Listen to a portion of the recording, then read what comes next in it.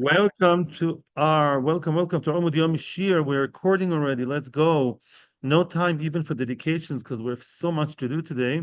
Basically, Tzadi Zayin Amud Aleph. The line starts with the word Kema Shehuncha, and we are in Upliga de Oblozo.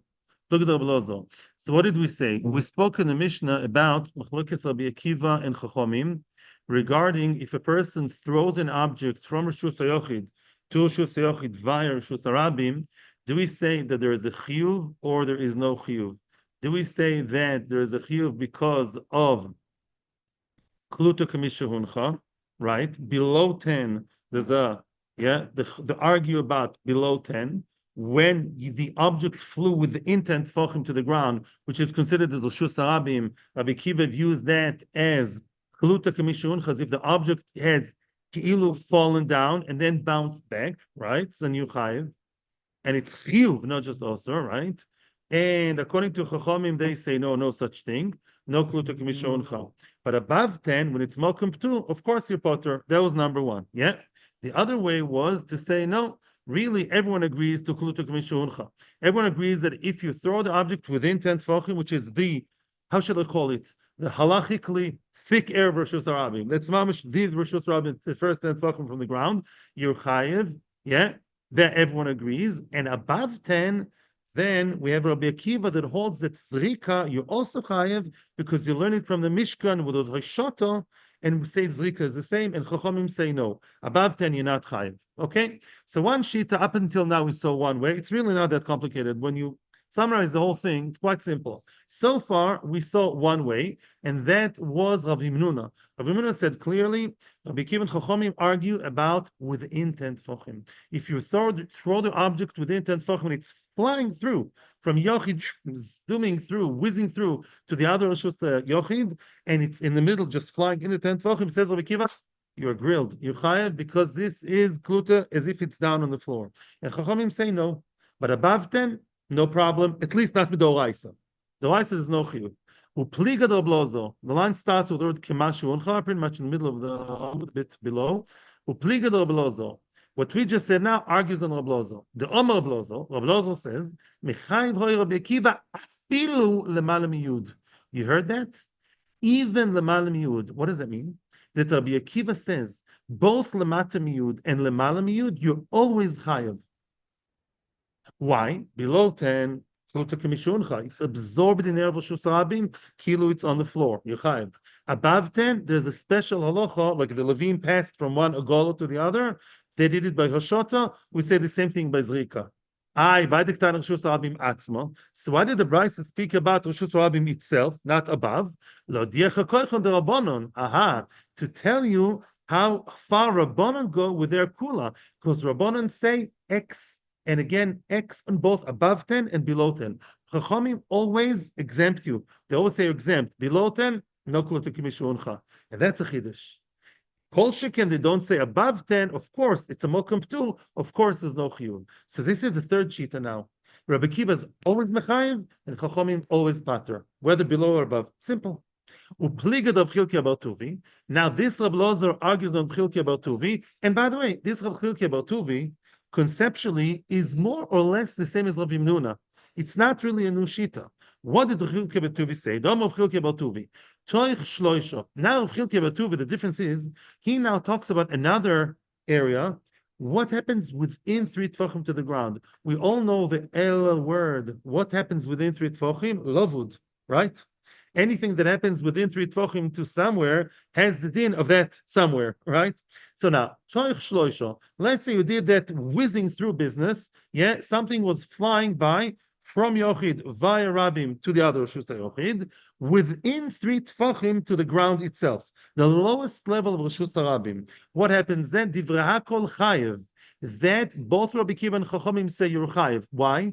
Because if it's so close to the floor, there everyone agrees it's kilo lying on the floor, because it's lavud. I don't need kluta kamishahuncha. It's a much easier concept to apply, even according to Chachamim. It's so close to the ground, it's kilo on the ground. Rashi says even if it didn't stop anywhere, it's kilo did stop. Wow. Other Rishonim argue, and they say you have to have a stoppage even in a small place, not dalid al dalid, a small place, and then if it continues, you're chayiv. Now, the other extreme, The line starts with lemala maso. Lemala maso divra kol potu. As we just said, above 10, when it's mokum ptu, everyone agrees you're potter. And nobody says that zrika is like hoishoto of the Mishkan. Leave the Mishkan alone. This is zrika. In the Mishkan, they didn't throw above 10. They only handed over. So above 10, do what you want. Pretty much like we said before. Migimel v'ad yud banu l'machlokas Rabbi Akiva v'Rabbanon. Very good. 3 to 10, that's a catchy area. That's a problematic area. Above 3, but below Yud, that's regular mainstream place of Rashus Harabim. Says Rabbi Akiva, if it went through, it landed. It's absorbed already, Yuchayv. And the Chachamim say, no, it's just flying. There's no Hanocha. Say Chachamim, there's no Hanocha, you're not Chayv. And it's just mid-air. You're flying, you're not standing. Tanya Namihachi. Now another brisa that supports what we just said, but that brisa adds another point. If it's lavud to the ground, it's kilo on the ground. So you rest it, the object is resting on the ground, kilo, you're on the ground. Now it's a tiny bit different. What does that mean? Don't worry. What shvus? Once you have above 10, and let's say I'm throwing from my house, and I'm using the example on purpose. I'm throwing something from my house to your house, yeah? Or what? You have a good arm. Yeah, so I'm throwing it from my house to Havas Shalom, which is just across the street from my house. I'm not from the NBA. And I throw from my house to across the street house that belongs to another person. Let's say there's no Eruv in town. So although it's above 10, and midoraisa it's okay because it's mokum too, but there's a problem of eruvin. Even if the two Rishusim, if the Cohens and the Levis have two door-to-door adjacent houses, apartments, you can't move from one to the other because two Rishus belonging to two different people are not chayiv, but it's also midorabanan to transfer. So that's the reason it's also nothing to do with mokum tur. Yeah. Pashut, from the Levinstein's house to the Rubinstein's house, you just can't pass stuff, even though it's Lamala Mi 10, although it's only Rabbanon because of Eruv Chatzeros. They didn't know Eruv Chatzeros, that's all. And I'll prove it to you. Look, very good. If both houses belong to the Rubinsteins, to the same person, Reuven, Levi, Sprinzi, Rubinstein, they both belong to him, the house over here and the house over here. No problem to pass one to the other. Why? Because if it's owned by the same person, then what do you say? No problem with Eruvin. And you can throw a chefetz as long as it's above 10, because above 10 is mokum ptu. You worried about Reshuyos, about Eruvin? No Eruvin. It's me against me. One Reshus it's two houses that belong to the same person, no problem. Now, Migimel Vadasoro. Now let's go to the bottom floor. Boom down. Migimel Vadasoro. From 3 to 10, sorry, that's the middle floor. From 3 till 10, the middle area. And as we said all the time, that seems to be more or less the mainstream shita here. There's one mechloikis pashtus. That's the more we continue, the more we're getting a very clear picture over here. There's one mechloikis and one only. Yes or no kluta kamishahuncha. Rabbi Akiva says flying through is like resting, tantamount to resting. And Chachamim say no, finished. Now, let's talk about something that was tangential. Let's focus on it now. And the Moira is now quoting the Brisa. If both houses, let's say, have a window above 10 tefachim, it's not even so high, from one house belonging to family Rubinstein to the other house across the street belonging to the Rubinsteins, if you have a good arm, as you said, you can throw from one window, one side of the street to the other, no problem. Mitzad Shabbos, mokum ptu. We're above 10, do what I want. No, he's throwing something not muktzah. He's throwing a piece of, an orange, food. And what about the fact that it doesn't belong to two people, it belongs to one person? No problem of Eruv Chatzeros, it's me, and only me. I frag the Gemara, Rav. But that would pose a problem for Rav. That brisa would be a question against Rav. Why? The Itmar. Rav says, well, before that, we have a name Rav Dameroy. Shnei batim and shnei tzidel shus harabim. Exactly what I told you. Two houses and two sides of shus harabim. Rabbi Baravuna Omar Rav says, Also, lizrok mizel lezeh. Rav says you're not allowed to throw it from one house to the other, right? Even if they both belong to him. You're not allowed to throw it from my house to my other house through Mokim Tur.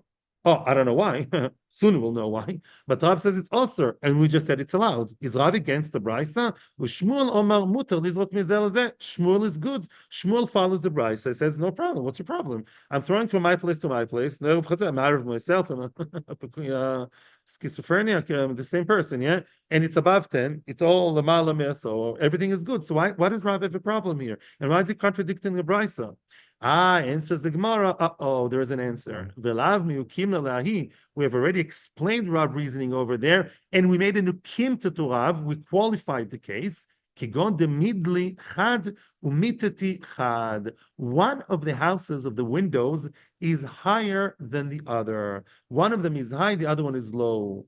And then you said good arm, and I like your wording. If I have to throw an object, yeah, from a low window to a high window, yeah, then my name better be, NBA player. Yeah. Or the other way around too. Even from high to low, you have to aim very well. And chances are, if you're not in the NBA, you know what's going to happen? The zimni nofal ve'osi. If the object will, if you'll miss, bekitzer, if you're going to miss, mister, then it will fall in the middle of the street in Oshus Harabim. You may come to pick it up on Shabbos, Akira, and take it to the house of the desired destination. There will be mamish and isur d'oraisa, right? Meaning, everyone agrees, including Rav, that the Brisa is right. Rav did not argue on the Brisa. The Brisa, according to Rav, spoke about two windows that are just exactly one opposite the other. Like in many modern places, the project, all the houses look the same, right? So you have houses with windows, one facing the other just right. So it's very easy to throw. Yeah, boom, it's probably I'm gonna aim pretty well, and it's gonna boom, shoot through. If it's higher or lower, then says Rav, you're running a risk of this, you won't aim well enough, yeah, and it's gonna fall in the floor of the street. And you're so interested in that orange or that whatever, or that I don't know, pair of shoes, whatever, you're reaching the other house, what's gonna happen? You may come to pick it up from the street and put it in the other house, and there will be a dalaisa, and that will be terrible. That's where Chazal were going. Very good. Now we're going to see something. You don't have to come onto that. You don't have to come onto that. The mere fact you're doing something, you're running a risk of, it's very likely it's going to fall in the street.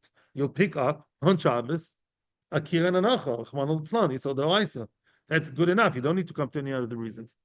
Yeah.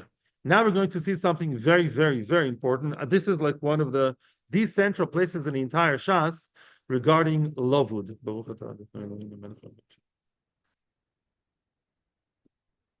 We're going to ask now basically a kfira question. The whole Shas we learn about lavud. Eruvin, Sukkah, Shabbos, you name it. Who told you lavud is true? What's lavud? Whatever happens within 3 tefachim, right? We ignore the distance less than 3 tefachim. Halachically for Sukkah, for Eruvin, and as we see now for Shabbos, yeah? Anything within 3 tefachim, less than 3 tefachim to the ground, it's ki'ilu on the ground. Chiv d'oraisa. These are severe business. This is serious business. How do you know it's true? Some people say that Rav Himnuna asked Rav Chizda, Mina Hamilsa, what's the source for this matter, for this business? The Omer Rabbanon say, Kol Pachus Megimel Kilovudami, right? Whatever is within 3 tefachim is considered as lavud. Lavud literally means connected.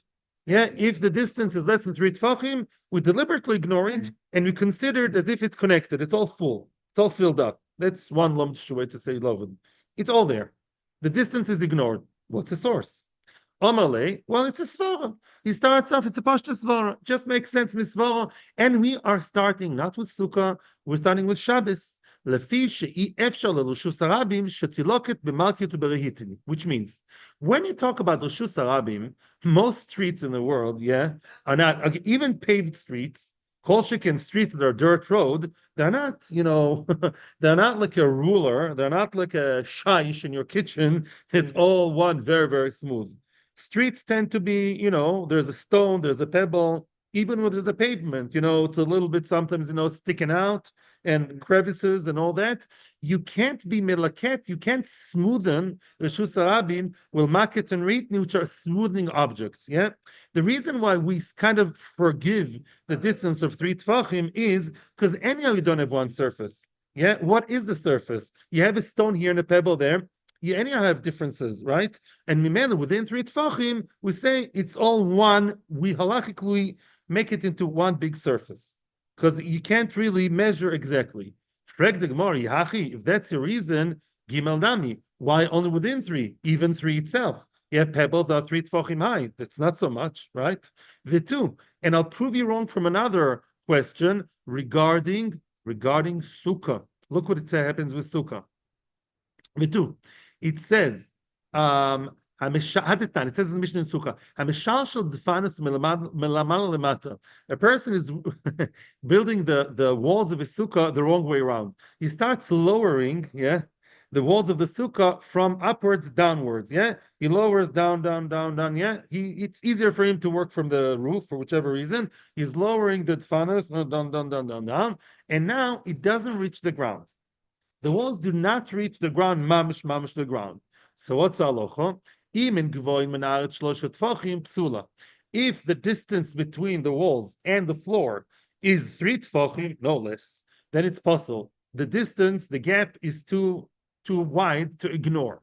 Hapoches megimel kshera, right? Less than 3 is kosher, right? Meaning a sukkah bekitzer. If you have a lavud from the floor to the bottom of your sukkah wall, you have less than 3 tefachim, 2.9, you're good to go. Kosher sukkah, make a bracha, sleep inside, eat inside.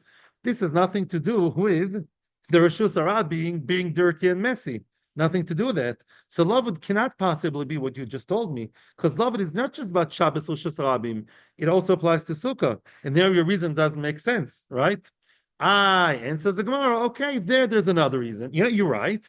There's another reason, logical reason for lavud.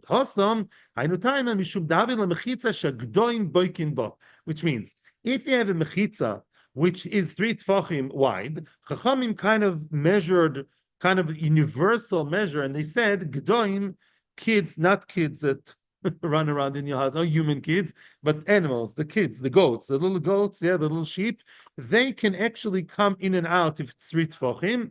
So it's kind of making a joke. It's not a wall in which the animals, the dogs, the cats, the gdoim can come through. That's not called a wall. Less than 3, then we already say that it's already non-permeable from animals. Okay, fine. So that's another reason. Frag the Gemara, that's the reason? Nah. I have another way to refute what you said. Tenech lemata, below, you're right. When you have the distance of less than 3 between the floor and the lower part of the walls, makes sense, make sure the animals don't go in, so it has to be less than 3. But lavud also applies to the upper part of the sukkah. Let's say there's lavud in the schach. You rely on lavud all the time in schach, I have in my house, I have like two mats. There's a little bit of distance between them. As long as it's less than 3, it's okay. No gdoim are walking on my ceiling, right? So what the gdoim business, the animals, has nothing to do with lavud, because lavud also applies above in the schach and also in the tfanos, right? Does make sense. And also in another question, Ella, 1 second. Michael Mimar, Ella. Now comes the maskona. Kol pochos, this is now loud and clear. We came to the conclusion on b'chol ha'torah kulo. Kol pochos mishloshe kelovodami. You know why we say that any distance, a gap less than 3, is considered as connected? No logic. Leave logic alone, because logic doesn't work here. It doesn't work by the top part of the sukkah. Hilchis ha'gmir, it's halacha l'Moshe miSinai. When Moshe Rabbeinu was in Har Sinai, 120 days, he learned a lot of Torah over there. And one of the many, many things Hashem told Moshe Rabbeinu when he was up there in the 120 days was, Rabbi Moshe Rabbeinu, go down and tell your children over there, the lavud is lavud. Alochem Shemi Sinai. Where is it written in the Torah? Nowhere. That's all concept of Alochem Shemi Sinai. Oral tradition. So we know lavud is Alochem Shemi Sinai. As the Gemara says at the beginning of Eruvin, beginning of Psachim, Sukkah, the Gemara says, measurements, lavud, and chatzitza and mikveh are halachah m'shem Sinai. So lavud is halachah m'shem Sinai. Look, you don't have to look any further. Shabbos Tzadizayin Amud Aleph. Remember the name. Tonu Rabbanon. Now we're going to see now another brisa, which seems to be talking about Klutu Kimishuncha, but really it's not. Tonu Rabbanon. Mirshus Harabim L'Shus Harabim. L'Shus Hayochid Be'emtza. Aha, got that? It's the opposite from before. Before we spoke about Yochid via Rishus Harabim. Sorry. Yochid, it told me I'm too loud. Yochid via Rishus Harabim to the other Rishus Hayochid. Okay, that's Machlokas of Kim Rabbanon. Now we have the other way around. Rabim through Rishus Hayochid and it's landing on the other Rabim. Yeah, street through the windows of the house. Boom, landing in the other street on the other side of the house. What's happening over there? Rebbe mechayev v'chachomim poitrin. Rebbe says you chayev, and chachomim say you're potur. Now, why is that true? Yeah, are we saying klutak mishahuncha? No, because Rebbe didn't speak about rishus harabim only when it's flying in rishus hayochid. So don't tell me klutak mishahuncha. Must be something else. It's only in rishus hayochid where Rebbe believes there's some kind of chiyuv over here. Why is that? Says the Gemara, Rav Shmuel Damri Tavayu, both Rav and Shmuel both believe, Lochiev Rebbe el Rishus Hayochid Mikura. Not any Rishus Hayochid, you can say that it's Ki'ilu. Basically, we're saying it's similar to Klutik Mishurcha, but different. In other words, Rishus Hayochid Mikura, if the Rishus Hayochid is has a roof on it, then we say that if an object flew through it, it's considered as if it landed inside. Why? Says the Gemara, it's as if the house is full. A house that has a roof and usually also has walls and windows, Rashi says it's darker. Doesn't mean dafka darker, mitzah dark. It's as if it's all full. It's all properly surrounded, and it's all considered as if it's thickly full of a substance, halachically, and although it's flying through, it kilo rests over there. But if it goes through a Rishus Hayochid, which is not roofed, you can have a Rishus Hayochid without a roof. The Rishus Hayochid halachically has to consist of what? Just walls, right? You can have a wall. Let's say you have a roofed, not a walled courtyard. Then it's more open. It's open from the top, and in such a case, we don't say that it kilo landed inside. I want to tell you now, although we don't have much time, but I feel I owe it to you to get you back into Reshuyos from the Perek Rishon. Yeah, there's a huge difference between Rishus Hayochid and Rishus Harabim. Rishus Harabim, it's very hard to create Rishus Harabim, right? Rishus Harabim, we said in Perek Rishon, I don't think you were here. We said that. And sometimes it's Carmelis. It's only a place where people properly walk. The sides of Rishus Harabim, it's not Rishus Harabim. It's only a place where people properly walk, and it's meant for walking together, 16 ames and all that. Some say a lot of people, 600,000, some Rishonim. Rishus Hayochid is much easier to create. Rishus Hayochid, anything within the walls of Rishus Hayochid, it's considered as one place. Doesn't matter the corner here, there. Another nafkamina. In Rishus Harabim, you have to have a place of 4x4. In Rishus Hayochid, you don't. Even if you place something in the Rishus Hayochid in a tiny needle, you're chayav. Why? Because Lamaisa, the Rishus Hayochid is all one place. The Rishus Harabim is not all one place. The Rishus Hayochid is all united as one place. And here Rebbe takes it to the extent of saying if it flew through Rishus Hayochid, because it's all united and all one, ki'ilu, it's a thick place, yeah, full of its halachic substance. Mimela, you're chayav if it's flying through, as if it landed in Rishus Hayochid, bounce, and again flew back to the other Rishus Harabim. So really, according to Rebbe, this is what we have to know now. When you made the object, when you threw the object Rabim, Yochid Rabim, and now it's bouncing, right, in the Yochid, and bouncing back, not bouncing, falling, and Ki'ilu halachically, boom, boom, bouncing back and flying now further to Rishus Harabim, you really did two things, right? You did Achnoso, boom, an imaginary boom, and another Akira and Hanochi in the Rishus Harabim, that's Hoitzo. So you really, according to Rebbe, did both. Okay. With that in mind, let's see the very fascinating issue we have now. Amar Rav Chana, Amar Rav Yuda, Amar Shmuel, Mechayev Rebbe Shtayim, Achas Mishum Metzov, Achas Mishum Achnosa. If the person did that flying through Rishus Hayochid b'Shabbos b'Shoigeg, you know how many korbanos will he have to bring tomorrow to Beis Hamikdash or ASAP? 2. One for itself, one for Achnosa. Because actually the other way around. He brought it in and it landed, boom. Then stop over. Again, there was a itzah. You did two things and you chayiv on both, two korbanos. Okay, that's not so simple. Yosef Rav Chana Kekashale. Rav Chana was sitting and was doubting what Rav Yudah told him. Lemeila, are you telling me the Mechayev Rebbe told the Bimkom Av? Are you telling me that Rebbe would be Mechayev and told them the Av together? Doesn't make sense. In the same Helem, yeah, we said Hoitzah is the Av. That's what the pasuk talks about in Daf Tzadivov and Beis. And Achnos is the Tolda. We learned many times, as we're going to see now again, if you do Av and Tolda in the same Helem, the same period of forgetting, you have how many? One. That's all business of Av and Tolda. Now you're telling me Rebbe would be Mechayev me two? It's the same family. We always said that Av and many told us they can do Av and 45 told us, yeah, but have only one. That's the whole concept of Av and Tolda. And now we're going to say that this is precisely what Rebbe is the one who's saying. And now the Gemara is going to ask just that. Look at the Brisa, which we saw before, B'Shem Rebbe, Daf Ein. Rebbe himself, it's a stira in Rebbe. Rebbe Omer, Dvorim hadvorim Eila hadvorim. When the Torah talks about Shabbos in Parshas Vayakel, the Torah says Eila hadvorim. Dvorim, two things, matters. Ha dvorim, vidvorim, three. How much is Eila in Gematria? Eila 36. 1 plus 30 plus 5. Together 39. Of course, it's not the pshat. The Torah is giving me remez, yeah, to tell me that the maximum amount of chatois a person may ever bring on Shabbos 39.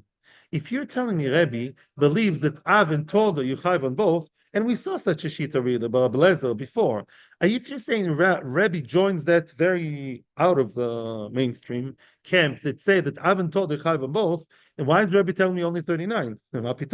Which 39? The 39 families, right? It's like a building in Bnei Brak. There are 10 families and 120 people, right? Every family has a lot. So if you're telling me that you have 39, then you don't believe that Av and Tolda chayv separately. So why is Rebbe the one telling me, the way the Amoraim explained, that if it flew through Rishus HaYochid, okay, I accept the fact that it bounced halachically. Still, Molochayv one, because both actions belong to the same family. I'm sorry. Boom, question. Answers the Gemara, no. Omer Rav Yosef, says Rav Yosef, you completely have a whole misconception over here, says Rav Yosef to the one asking the question. Mar, you Rav Chana, ahamat nila v'kashel de Rebbe. That statement of being chayev two separate chatois, you pinned that statement, you connected that statement to Rebbe, and now, thank you, you have a contradiction from Rebbe to Rebbe. Anan, if you ask me and my friends, us, it's lahavdil elf of avdolos, like you have again pinned the tail to the donkey, right? Lahavdil. You pinned the wrong memra to the wrong Mishnah. Anan, we pin the right Gemara to the right Mishnah. That statement that tells us that you chayav an Av and Tolda together, you chayav two chatois for doing an Av and a Tolda, we learned it regarding another statement which we're about to see soon, a statement of Rabbi Yehuda. And Rabbi Yehuda is okay, because Rabbi Yehuda never said that Av and Tolda are only one. Rabbi Yehuda, as opposed to Rabbi, may believe that Av and Tolda you can be chayv two chatois. Yeah, maybe, possibly. The Tanya, now we're entering a whole new, very fascinating case of Rabbi Yehuda, and we'll see how, according to Rabbi Yehuda, at least possibly, you can be chayev on two Toldas or Av and Tolda of Hoitzah, two separate chatois. Mamish against Rebbe and the mainstream. The Tanya. Now let's listen to the following case. Mirshus Yochid, listen to what this guy is doing. Yeah, he knows how to shoot good arm, as you said. Mirshus Yochid, Irshus Arabim, ve'ovar arba ames b'Rshus Arabim. Listen to this. A guy is throwing big time an object, yeah, a ball, I don't know, playing ball, from Rishus Yochid to Rishus Arabim, and as it's flying in Rishus Arabim, it's flying Daled Ames. It's flying about 2 meters, and then boom, it lands on the floor. In the Rabim, no. From Yochid, that pitching was in Rishus Yochid, and the object flew and passed in the air of Rishus Rabim Daled Ames, and then landed. You're beginning to hop here. There are really two issues. Because really, there are two things maybe happening here. Yochid to Rabim, plus what? Daled Ames inside Rishus HaRabim. Now, although Daled Ames in Rishus HaRabim is only when you lift it in Rishus HaRabim, walk Daled Ames or throw Daled Ames, and then it's landing. Here we have one go. And yet, look what we say. Rabbi Yehuda Mechayev, the Chachamim Poitrin. Rabbi Yehuda says on such a case of shooting hard and passing Daled Ames on Rishus HaRabim, according to Rabbi Yehuda, you're Chayev. According to Chachamim, you're Potur. According to Chachamim, you're Potur. What does it mean you're Potur? Completely Potur? No, it doesn't make sense. Now we're going to pin the statement which we mentioned before. Omer Rav Yehuda, Omer Shmuel, Mechayev Rabbi Yehuda Shtayim. Ooh, there are two malachas involved over here. Why? Achas mishum oitzo, v'achas mishum ha'avoro. You must say that Rabbi Yehuda is mechayev two things. What are those two things? When you threw from the Yochid to the Rabim, we make an imaginary kuluta kamishuncha. It kilu, boom, rested on the beginning of the street, Rishus HaRabim, and then boom, bounced back and hit another trajectory, start another trajectory of Daled Ames and land at the end of Daled Ames. It kilu have boom, Yochid to Rabim, and another boom, Rabim to Rabim Daled Ames. Right? Very good. Rabbi Yehuda believes there are two. We must say that, and you are chayiv to bring two korbanos to Beis Hamikdash. How do you know? Maybe Rabbi Yehuda says you only chayiv one. Says well, you can't say that. If you want to tell me Rabbi Yehuda is mechayiv only one, and what did the Brisa say? The Rabbanon are always pater, meaning Rabbanon are Rabbi Yehuda minus one. If Rabbi Yehuda is only mechayiv one, Michal the Rabbanon pater legamri. Rabbanon would be 0. 1 minus 1, I think, is 0. Are you saying Rabbanon says completely exempt according to Rabbanon? Hefker Welt, reform. Can't say that. You're moitzi from Yochid to Rabim. Then of course your chayiv must be that according to Chachamim, 1 Yochid to Rabim, because they don't believe in Kluta Kamishuncha. Rabbi Yehuda is mechayiv 2. Boom. On Kluta Kamishuncha landed imaginarily in Rishus HaRabim, and then boom, bounced back. And now the Daled Ames and Rishus HaRabim, you are invited to Beis Hamikdash with two korbanos, one for Itzah, one for Avora. That's the formula we want to create. Frekt the Gemara Nimai, how do you know? Dilma, maybe the Gemara has an innovative idea to say that maybe Rabbi Yehuda is mechayev really only one. What is it? Mechayev one. Why are you chayev only one? We're going to see it now. Yeah. The Rabbanon patri legamre. Wow. Maybe real Rabbi Yehuda is mechayev one, and Rabbanon, in spite of the guy doing an avera, at least toitzah from Yochid to Rabim, they completely exempt him. Let's scratch our heads. How is that? How could that be? Kigon de Omar, you should know, Meleches Machsheves, a person is only chayev on Shabbos, as we saw in Daf Ayin Beis Amud Beis, when what you want to happen really happened. In Shabbos, let's give us a general introduction. If I aimed that the object should fall on the blue tile in Rishus HaRabim, and it landed 2 meters away in the green tile, I'm not chayev. Why? Although I did it so, but it's called misasik. It's not what I wanted to happen. What I wanted to happen, I did not achieve. Therefore, it's not chiyuv of Shabbos. There's no chiyuv Shabbos. With that in mind, we can understand the answer. It says the Gemara as follows. Kegoin de Oma, why would according to Chom you'd be potter? Ad the nafka l'rishus harabim tanuach. Let's say the guy said, I want the object really, everybody knows, he says it, I'm throwing the ball and I'm playing ball, and I want the ball to fall right at the beginning of Rishus HaRabim. Okay, yeah, it didn't happen. It didn't happen. He missed. What a bad shooter. He really went too far. The ball went too far. Oh, that's a machlokes. The Yehuda Sovar, Amrin al Kulto Kamashuncha. V'isavida lemachshavtoi. According to Rabbi Yehuda, really, what he wanted, at least imaginarily speaking, really happened. Why? Because we in Halacha say that there's a bounce, ki'ilu, it fell at the beginning of the street. So what you wanted, halachically speaking, really happened. And therefore, one chiyuv at least you have.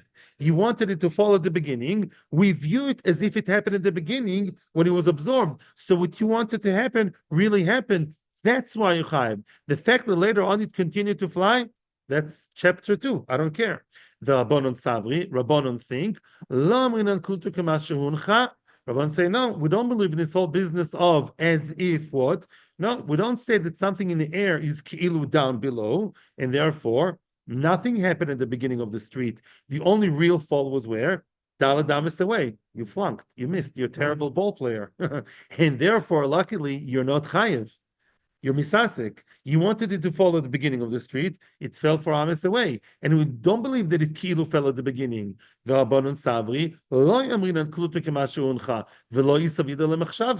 And what he wanted never really happened. That's why it's potu. So really it's a mechlokes about 1 versus 0. Wait, but according to Rabbi Yehuda, really there was a bounce. From Yochid to Rabim, Ki'ilu, there was a bounce at the beginning. It landed at the beginning of Rosh Hashanah, right? Then again, down. It bounced, didn't bounce, it fell, I meant to say. It fell in Rosh Hashanah beginning, then bounced back and went up to the other Daladamis away, right? And yet you only have 1. אבל התולד במקום אב לא מחייב רבי יהודה. Very good. You're telling me תולד במקום אב רבי יהודה is מחייב? I challenge you. Look, over here we see that Tolda Minkum Av, Rabbi Yehuda is not Mechayev. Although Rabbi Yehuda views Keilu there are 2 Peulos, there's Keilu Hitzah once it's absorbed, and then another continuing the flight going to the final destination. And Rabbi Yehuda says you're Chayev in the first one, and there was a second action. We're not Chayev in it, because really Tolda Minkum Av, he wouldn't be Mechayev you. He's not Mechayev Tolda Minkum Av. Okay? Zok the Gemara, L'sal Kedaitach. The Gemara, basically the whole dance over here, the whole discussion is, according to Rabbi Yehuda, do we or don't we say according to Rabbi Yehuda that Av and Tolda they were done in the same time, same Helim? Do we say Chayiv 2 or Chayiv only 1? That's a discussion. Now we claim that you'd be Chayiv possibly only 1, not 2. Says Gemara Losal Kedaitach. No, says the Gemara. I don't hold of that. I'll prove to you now that according to Rabbi Yehuda, you really chayiv 2. When you have an Av and a Tolda Sezamen together, you chayiv really 2, not 1. Let's see. The Tanya. This is a Gemara from before, from Daf Ein Hey Amud Beis. Rabbi Yehuda, the Tanya Rabbi Yehuda, Moisif Hashovet V'Amedaktik. Rabbi Yehuda says when a person does malachas on Shabbos, not only you chayiv on the 39, the other 2 malachas you chayiv on. Shoivet and medakdek. Shoivet is they all have to do with weaving, with setting the loom and weaving. Shoivet means when the person takes like a sharp ankle, not ankle, I meant a sharp, not no. He takes like a sharp, like a hook. Thank you. If he takes a hook and he separates the threads of the warp. The warp is the basis for the whole thing. He separates them because sometimes they get tangled. And that's a malacha called mesach. Medakdek is when you have already the second stage. What? Very good. That we'll see later. He believes that another malacha called mesach. Yes, good. And shoivet. Sorry. Mesach we all believe. I just told you. Shoivet is when you separate the threads. Yeah. And the dakdik is when you take the erev, the weft, when the things start running through, the real threads run boom through and through, and sometimes they're too stiff, they're too taut, and you hit them in order to make them softer so they can actually be more flexible and weave through. So he believes these extra actions are mechayiv you besides the malachas of mesech and oireg. Mesech is shoivit is connected to mesech setting. Medaktik is part of oireg. Omruloi. Chachamim tell Rabbi Yehuda, no, you're not chayv more. Shoivit are bechlal mesech. Shoivit is included in mesech. Medaktik are bechlal oireg. Medaktik is included in oireg. They're not separate malachas. They are included with other malachas that are mentioned in the Mishnah because Shovet and Medaktik are not in the Mishnah. They're not Ovas Malachas in the Mishnah. Yet they are included, according to Chachamim, with other, they're toldos of other Malachas of setting the loom and weaving called Oireg, included in that. What's the argument really, says Chachamim, says the Gemara? My love must be, Davdinu letarvayu badi adodi, must be they were done together. You did both Mesech and you did Shovet. You did Oireg and Medakdik. V'shma min ha'mechayv Rabbi Yehuda. I told him bimkom av. You see Rabbi Yehuda's mechayev, told and av together. You did two types of mesech and the child of mesech, you chayev too. Haha. So the Gemara, no, mimai, that's not true. Deal malolam davda lahalachuda v'halachuda. We really did each one separately. Rabbi told me mekumav lo mechayev. Rabbi is not mechayev told and af together, not like you think. Ba'aka miflagi. Rabbi savahani ovas ninu v'abanot savahani told us ninu. Very good. Poshet Rabbi believes that these are ovois. Rabbi says you have 41 ovois. It's not they have it told enough together. Rabbi he does not believe in 39. He believes he views those told us as ovois. That's Oichayv. Really, Rabbi believes the two types of Eitzoi one, two types of cooking Chayv one. But this one is an Av, not a tolda. Of course, you have it separately. And I'll prove it to you. The Ketani Rabbi Moisif, but it says he adds Shevet to Medakdek to the list of 39. That's not told us. The list of 39 is all ovois. Iyamad bishlam ovois, my moisif ovois. Ovois is ovois plus another set of ovois. Shevet medakdek. Ele Yomata told us my moisif, right? What's moisif? And therefore, right now we're saying itmanami rabbi Rabbi Yosef dami tavayu. The support what we say lochiev Rabbi Yehuda el achas. This is where we're going to get today. Basically, it's very, very simple, which means really Rabbi Yehuda, as of now, and as he seems to be in Askana, Rabbi Yehuda holds like the mainstream opinion. Av and Tolda, you have only one. Av and Tolda, you have one and one only. Be it whatever, two types of ariga, as long as it's a Tolda. And also when you fly by, you fly through, doesn't matter. Although there are two melachas here, one Av, one Tolda. One of them is the Hoitzah. The other one is the bounce of the second Daladamis, Ha'avoro, it's called, passing 4 in Shus Rabim. There are two malachas according to him because there was bouncing in the middle. Still, you have one because two in the same handlem of the same Av, you have only one according to Rabbi Yehuda. We have to stop here, and okay, we'll continue tomorrow. It's a little bit in the middle, but tomorrow, Meretz Hashem. Kol hakavod for coming. Ben Azmanim. I know it's a hard time. Atzlacha v'rocha, ulamai desalik. Tomorrow we're holding Bezos Hashem. We'll continue from ulamai desalik adaitin. You want to continue a minute, or we're done? Let's continue because this is really in the middle. Frag the Gemara, very very easy. Ulamai desalik adaitin mikor de mechayev Rabbi Yehuda Shtein. According to the Havamina, that Rabbi Yehuda really is mechayev too. Still, something here doesn't make sense. Where did the guy aim? We said it's very nice to have this imaginary heilige halachika thing that it's keilu bounced and then again bounced. But still, lemaisa, where did this ball player or whatever, where did he want it to land? Because whichever unwanted area, you're not chayv on it.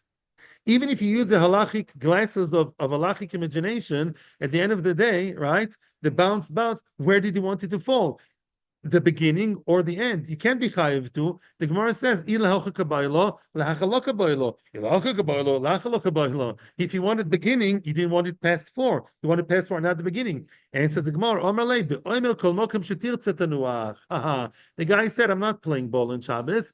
I just want to throw it somewhere in the street. I want to throw a candy to the bar mitzvah boy in the street. I don't care where it's landing. He doesn't have a set place. Beautiful, Akiva. And therefore, very good. We say, I don't care where it lands. Mimel chayv both. Because you're happy here and you're happy there. And Allah views as if there are two places. Givaldig. Oh, I'm happy we made it to the 2 dots. Bezos Hashem, we'll see more tomorrow. So we're in the 2 dots. Dafta design on the base. Tomorrow we're going to learn about the Mishkan. Very interesting things about the Agolos of the Mishkan. Thank you very, very much to all of you. Kol hakavod for coming. Everyone who watches us on authority time. 2 dots, pshita. The 2 dots and then the word pshita. Towards the end of the page. Thank you to people on Terrain.